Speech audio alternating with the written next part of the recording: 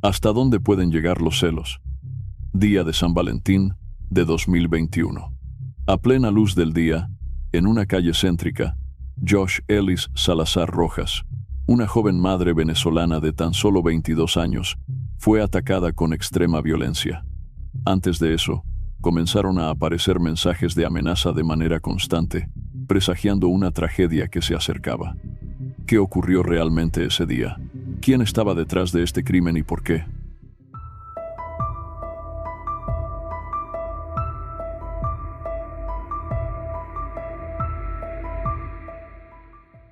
Dios Félix Salazar Rojas nació en La Velita, un pequeño poblado ubicado en la ciudad de Coro, en el estado Falcón, al occidente de Venezuela. Como muchas otras jóvenes que crecieron en medio de carencias económicas, ella soñaba con una vida mejor para sí misma y para su familia. Fue así como, en 2018, con tan solo una maleta cargada de esperanza, decidió salir de su país con el objetivo de trabajar, prosperar y enviar ayuda a los suyos. Su primer destino fue Colombia. Allí, al poco tiempo de llegar, dio a luz a sus 2 hijos, Johan Camilo, el mayor, de 3 años, y Sebastián, un pequeño de apenas 1 año. Tenía apenas 22 años, pero ya asumía con entereza el rol de madre soltera. Era una joven tierna, amorosa y completamente entregada al bienestar de sus niños. Sin embargo, la situación en Colombia no era fácil. La falta de oportunidades, la precariedad y la ausencia de apoyo por parte del padre de los menores la llevaron a tomar una nueva decisión. Pocos días después de haber dado a luz a Sebastián, emprendió viaje a Ecuador. Se radicó en San Pedro de Riobamba, capital de la provincia de Chimborazo, en el centro del país. Riobamba, ciudad andina de más de 225,000 habitantes, se encuentra en un valle rodeado por montañas y volcanes, a más de 2.7 metros sobre el nivel del mar.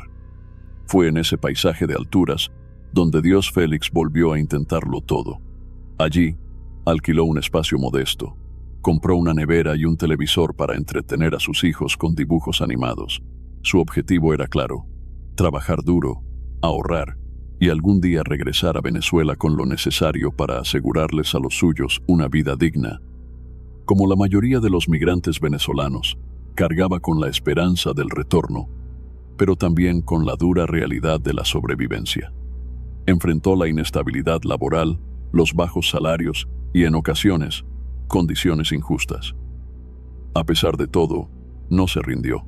Su impulso era el amor por sus hijos, pero mientras se aferraba a sus sueños y luchaba por un futuro más justo, se acercaba sin saberlo a un destino marcado por sombras, porque en medio de su búsqueda de estabilidad, estaba por entrar en una relación que cambiaría su vida para siempre, una relación con peligros que no alcanzó a imaginar.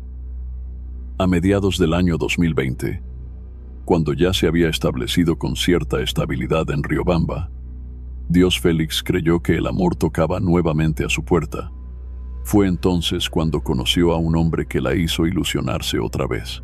Aunque no se conocen demasiados detalles sobre esta nueva pareja, lo cierto es que ella se mostraba feliz.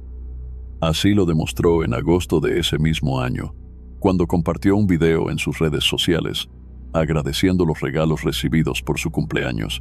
Eran muchos, y aunque en las imágenes no se apreciaba el rostro de quien los había dado, sus palabras dejaban claro lo entusiasmada que se sentía.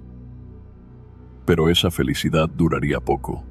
Con el pasar de los meses, Dios Félix comenzó a recibir mensajes intimidantes. El contenido era alarmante, amenazas abiertas y sin filtros que exigían su salida inmediata del país. Pronto se supo que quien estaba detrás de este acoso era la expareja de su novio, acompañada de algunas aliadas. A través de audios y mensajes escritos, le advertían que la golpearían brutalmente, incluso que la desaparecerían si no se iba. La joven, sin embargo, no se amedrentó. Respondía con firmeza, dejando claro que no pensaba irse a ningún lado. Soportó durante meses ese constante hostigamiento, quizás convencida de que eran solo palabras al aire. Las amenazas no cesaron, sino que escalaron con una violencia verbal cada vez más grotesca. En varias grabaciones, la mujer aseguraba que la paliza sería sanguinaria y que su objetivo era borrar a Dios Félix del mapa. Nunca quedó claro qué motivaba un odio tan visceral. Las conversaciones y capturas que circularon no dejaban entrever razones concretas, solo una furia alimentada quizás por celos o resentimientos antiguos. Ante la gravedad de la situación, Dios Félix acudió a los cuerpos policiales para denunciar las intimidaciones, pero no recibió ninguna respuesta. No hubo investigación ni seguimiento, ni mucho menos medidas de protección. No se sabe si su pareja actual llegó a enterarse de las amenazas o si intentó intervenir para detener el acoso de su ex. Tal vez pensó que el silencio sería suficiente. Lo cierto es que el tiempo transcurrió y nada cambió. Para febrero de 2021, Dios Félix ya llevaba más de 1 año y medio en Ecuador. A pesar de todo, su situación económica había mejorado un poco. Había conseguido trabajo y seguía enfocado en el mismo plan: ahorrar lo suficiente para darle un futuro mejor a sus hijos, incluso si eso significaba seguir viviendo bajo una sombra de amenazas que nunca desaparecieron del todo. Una calma tensa que pronto estallaría. El 13 de febrero de 2021, 8 meses después de haber comenzado su relación amorosa, Dios Félix fue víctima de una emboscada a plena luz del día. Mientras caminaba con una amiga por el centro de Riobamba, 2 mujeres la interceptaron en plena vía pública. No se trataba de un altercado casual, sino de un ataque premeditado. Las agresoras, llenas de rabia, comenzaron a insultarla y luego la agredieron físicamente. Su objetivo era claro: desfigurarle el rostro a la joven venezolana, cuya belleza resaltaba en el entorno. La situación se volvió tan tensa que requirió intervención inmediata de la policía, que logró controlar la trifulca. Como resultado del incidente, todas las mujeres involucradas fueron detenidas por escándalo público y pasaron algunas horas privadas de libertad. Pero lejos de apaciguar los ánimos, esta acción policial solo avivó más el rencor entre las partes. La tensión se tornó insoportable, y lo que debía ser una fecha para celebrar el amor, la amistad y la armonía, se transformó en una antesala de horror. El 14 de febrero de 2021, apenas un día después de la golpiza pública, el odio encontraría un nuevo canal para manifestarse. Aquel día, Dios Félix se encontraba con 3 amigas en la esquina de las calles Francia y Carondelet, cerca de su lugar de trabajo, en el sector del mercado La Condamine. Fue entonces cuando Silvia Patricia Arango, expareja del novio de Dios Félix, y Lina María Martínez, a quien ella consideraba su amiga, aparecieron de repente y le bloquearon el paso. Durante los meses anteriores, Lina había cultivado una relación cercana con la joven venezolana, por lo que su presencia en ese momento fue especialmente impactante. Pronto, entre las 3, se encendió una acalorada discusión.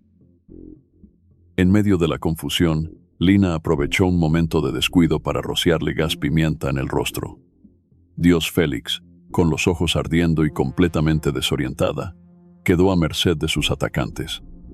En ese momento, Silvia, cegada por los celos, sacó un objeto cortante y la atacó repetidamente en el cuello y la espalda. Una herida mortal no tardó en aparecer. Dios Félix fue auxiliada por transeúntes que, en un intento desesperado por salvarle la vida, la llevaron en motocicleta a un centro asistencial. Pero las heridas eran letales. La joven de 22 años falleció apenas 40 minutos después del ataque.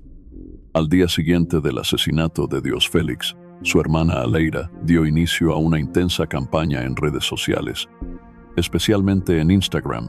Allí publicó fotografías de las mujeres responsables del crimen y capturas de pantalla con los mensajes amenazantes que su hermana había recibido antes del ataque.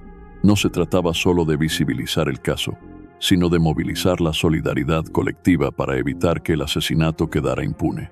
Con cada publicación, Aleira pedía justicia, clamando porque el caso se investigara de manera profunda y las culpables fueran juzgadas con todo el peso de la ley. La presión funcionó. Apenas 6 días después, el 19 de febrero de 2021, Silvia Patricia Arango y Lina María Martínez fueron detenidas. Silvia fue enviada directamente a la cárcel de Riobamba. A Lina, por otro lado, se le otorgó el beneficio de arresto domiciliario tras comprobarse que estaba embarazada. Mientras tanto, las autoridades lograron recuperar el cuchillo con el que Dios Félix fue asesinada. Este hallazgo no solo sirvió como prueba material clave en la causa penal, sino que también reavivó el horror de lo ocurrido. A medida que avanzaban las investigaciones, se reveló que había una autora intelectual detrás del crimen, Janet Marisa Tandazo Jaramillo, una de las amigas más cercanas de Silvia. Fue ella quien había enviado la mayoría de los mensajes y audios amenazantes a Dios Félix durante los meses previos. Sin embargo, a pesar de ser identificada como figura clave en el crimen, Janet logró evadir a las autoridades ecuatorianas y hasta el momento continúa prófuga. Desde Venezuela, Aleira y el resto de la familia insisten en que se haga justicia y que se intensifiquen los esfuerzos para capturarla. Pero la tragedia no se detuvo con la muerte de Dios Félix. Tras el crimen, sus hijos quedaron huérfanos. En un primer momento, estuvieron bajo el cuidado de una prima en Ecuador, pero la familia temía por su seguridad, considerando lo ocurrido con su madre.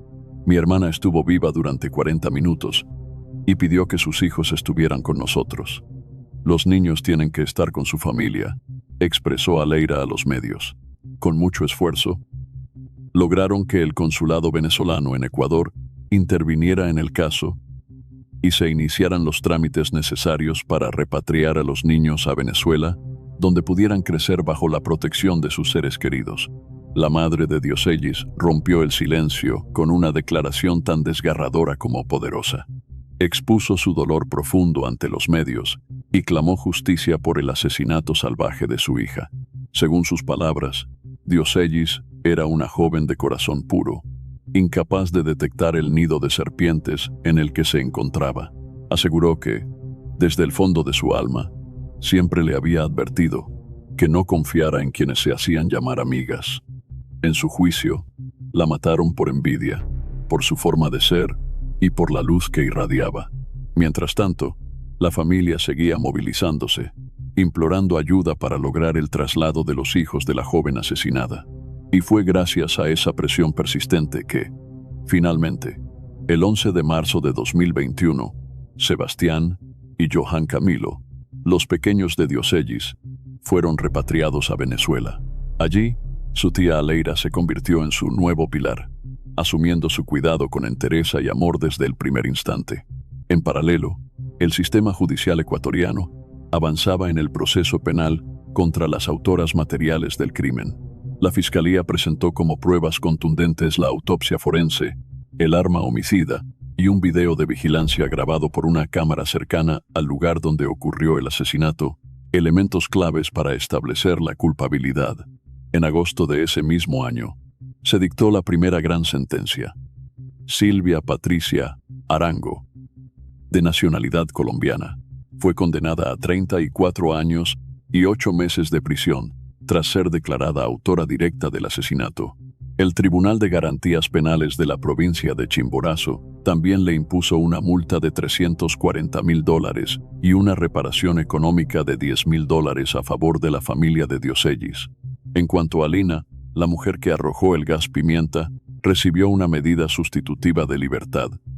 Le colocaron un brazalete de seguridad, y su sentencia se conoció solo después de haber dado a luz en conformidad con la ley ecuatoriana.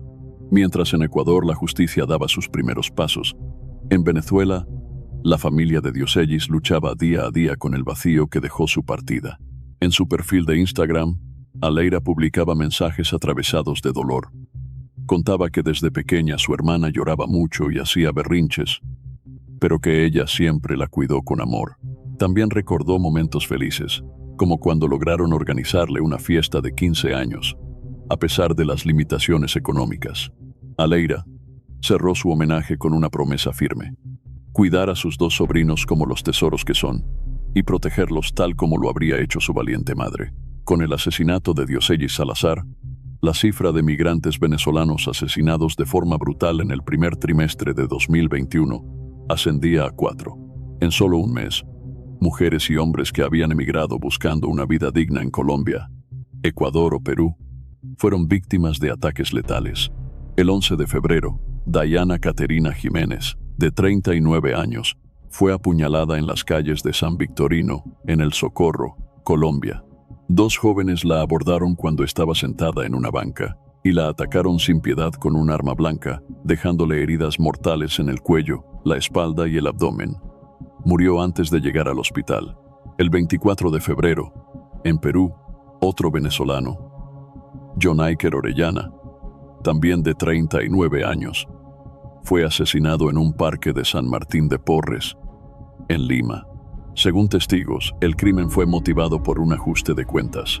A plena luz del día, un hombre la atacó en múltiples ocasiones con un arma blanca y luego huyó del lugar. A esta ola de violencia se suma el caso de Orlando Abreu, asesinado el 24 de enero en Trujillo, también en Perú. Fue atacado 2 veces con un arma por un sujeto apodado Cara Cortada, quien al parecer lo había extorsionado para quitarle su puesto de venta. En menos de 30 días, 3 crímenes similares sacudieron a la diáspora venezolana. Estos crímenes revelan patrones comunes: migrantes vulnerables, sin redes de apoyo, expuestos a la criminalidad local y a dinámicas de violencia extrema. Pero detrás de muchas de estas muertes, también aparece un gatillo emocional conocido: los celos. Los crímenes pasionales siguen figurando entre las principales causas de homicidios contra mujeres en Latinoamérica. Según expertos, los celos patológicos se basan en la idea errada de que la pareja, o incluso la expareja, es una pertenencia, y cuando esa supuesta propiedad se ve amenazada, el agresor reacciona con violencia para castigar la pérdida. La víctima ya no es vista como una persona con voluntad propia, sino como un objeto que no puede escapar. Y cuando lo intenta, el agresor actúa con saña. Eso fue exactamente lo que ocurrió con Diosellis. No bastaron las denuncias ni las advertencias. Los celos enfermos y la obsesión de sus agresoras derivaron en un crimen planificado. Su historia, como la de Dayana, Jonaiker y Orlando, no solo duele por la violencia que encierra, sino porque deja al descubierto lo mucho que falta por hacer para proteger a quienes abandonan todo con la esperanza de vivir en paz. Cuando una persona se siente traicionada, abandonada o reemplazada, ciertos mecanismos de defensa se rompen. La angustia por la pérdida y el rechazo puede transformarse en una mezcla venenosa de sufrimiento y paranoia. Desde esa oscuridad mental surge una fuerza devastadora: la pulsión de muerte, un impulso inconsciente que, en vez de llevar a la calma, empuja hacia la destrucción. En algunos casos, esa destrucción se manifiesta como un final autoinfligido. En otros, como una tragedia que arrastra a quienes fueron convertidos en enemigos en la mente del agresor. Es este el sustrato psicológico que muchas veces está detrás de los crímenes pasionales. Nunca se esclareció del todo cómo nació la relación entre Diosellis y su novio, ni en qué condiciones él terminó su vínculo con Silvia. Pero una cosa es clara: Silvia no aceptó la ruptura. Su obsesión la llevó a interpretar que, aunque la relación hubiera acabado, él seguía perteneciéndole. Ese "eres mío", que muchos repiten como una frase romántica, para Silvia fue una declaración de propiedad absoluta. Desde esa lógica distorsionada, Diosellis pasó a ser la intrusa, la usurpadora, la ladrona de su objeto más preciado, el hombre que ya no la amaba. Y esa rabia se transformó en algo mucho más peligroso. Impulsada por esa obsesión, Silvia planificó el crimen y encontró cómplices que compartían su nivel de resentimiento. Entre ellas, Lina, quien hasta hacía poco era amiga de Diosellis, y otras aliadas que le dieron forma a un plan enfermo. En ese grupo se cocinó lentamente la tragedia que destrozaría a una familia venezolana y dejaría a 2 niños huérfanos.